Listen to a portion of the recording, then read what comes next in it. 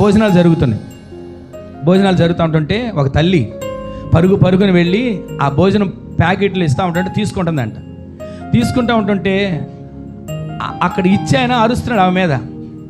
అరుస్తూ ఉంటుంటే ఈలోపు అక్కడ వచ్చిన పాస్టర్ గారు అన్నట్టు, ఎందుకయ్యా ఆ తల్లిని అలా అరుస్తున్నావు, ఒక ప్యాకెట్ ఇవ్వచ్చు కదా, ఇవ్వనని ఎందుకు అరుస్తున్నా అంటుంటే, అయ్యా మీకు తెలీదు, ఇప్పుడు 4 సార్లు వచ్చింది, ఇప్పుడు మళ్ళీ 5వ సారి వచ్చింది, 4 సార్లు ఇచ్చా, మళ్ళీ ఇప్పుడు ఎన్నోసారి వచ్చింది, 5వ సారి వచ్చింది అని అంటే, అమ్మా మనిషికి ఒక ప్యాకెటే కదా, నువ్వు 4 సార్లు వచ్చావంట, మళ్ళీ ఇంకో ప్యాకెట్ కోసం ఎందుకు వచ్చావంట? ఆ తల్లి అంటుందంట, అయ్యా నాకు ఒక ప్యాకెటు, నా కొడుకు ఒక ప్యాకెటు, నా కోడలకు ఒక ప్యాకెటు, నా మనవరాలకి మనవడికి చెప్పండి వాడికి ఒక ప్యాకెట్, వాళ్ళిద్దరు కలిపి ఒక ప్యాకెట్ అని ఇవన్నీ చెప్పుకుంటూ వస్తుంది. అంటే ప్రార్థనకి రాని వాళ్ళకి కూడా ప్యాకెట్లు తీసుకుని వెళ్తుంది.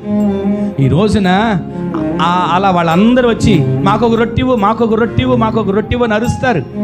ఈ లోపు ఒక తల్లి వస్తుంది, ముందు వస్తుంది, ఒక రొట్టె తీసుకుంటుంది, వెంటనే అటు వెళ్ళి వస్తుంది, అయ్యా ఇంకొక రొట్టెవా, నా పిల్లడు ఆకలితో ఉన్నాడు అని అడుగుతుంది.